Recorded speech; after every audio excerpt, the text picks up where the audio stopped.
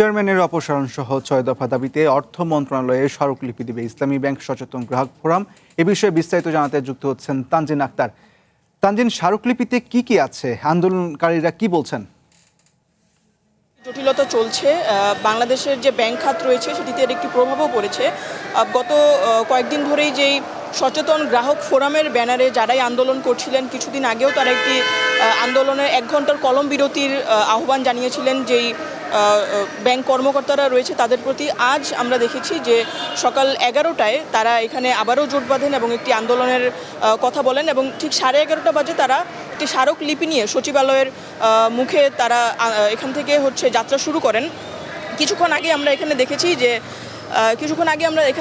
যে 11:30 যখন বাজে, 11:30 যখন বাজে ঠিক তখনই তারা এখান থেকে তাদের যাত্রা শুরু করে এবং সচিবালয়ের মুখে তাদের একটাই দাবি ছিল যে যে চেয়ারম্যানকে নিয়োগ দেওয়া হয়েছে সেই চেয়ারম্যানের নিয়োগকে তারা বলছেন যে অপসারণ করতে হবে। এছাড়াও যে গ্রাহক ফোরামের উপর যে পুলিশি হামলা চালানো হয়েছিল সেটির একটি নিন্দা জানিয়েও তারা আজ এখানে জোটবদ্ধ হয়। এছাড়াও চেয়ারম্যান নিয়োগের পর নানা বিতর্ক চলতে থাকে এবং আসলে যারা এই গ্রাহক ফোরামের ব্যানারে যারা আন্দোলন করছেন তাদেরকে নিয়েও কিন্তু বিভিন্ন ধরনের প্রশ্ন উঠেছে যে ঠিক গ্রাহকদের নামে ঠিক কোনো ধরনের রাজনৈতিক দল বা কারা এর পেছনে ইন্ধন দিচ্ছে।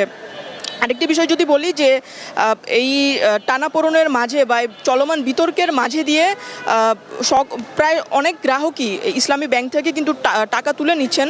গত প্রায় 5,000 কোটি টাকার বেশি তারা তুলে নিয়েছেন এবং এরকম পরিস্থিতি সামাল দিতে বাংলাদেশ ব্যাংকের কাছ থেকে কিন্তু 10,000 টাকাও চাওয়া হয়েছে, ধার হিসাবে চাওয়া হয়েছে। তো এর আগে আমরা যেমনটি দেখেছিলাম যে গ্রাহকরা এখানে রয়েছে তাদের সঙ্গে আমরা কথা বলেছিলাম এবং তাদের দাবি তারা পেশ করেছিল অনেকটা এরকম যে যেই নিয়োগ দেওয়া হয়েছে নতুন চেয়ারম্যানকে তাকে অপসারণ করতে হবে। আজ এখানে তাদের সঙ্গে আমরা আবারও কথা বলার চেষ্টা করেছিলাম। এখন যেহেতু তারা সচিবালয়ের মুখে তারা রওনা দিয়েছে, কিছুক্ষণ পর আমরা সেখানে গেলে হয়তো আবারও নতুন কোনো তথ্য পেলে আমরা জানাতে পারবো। ধন্যবাদ তানজিন।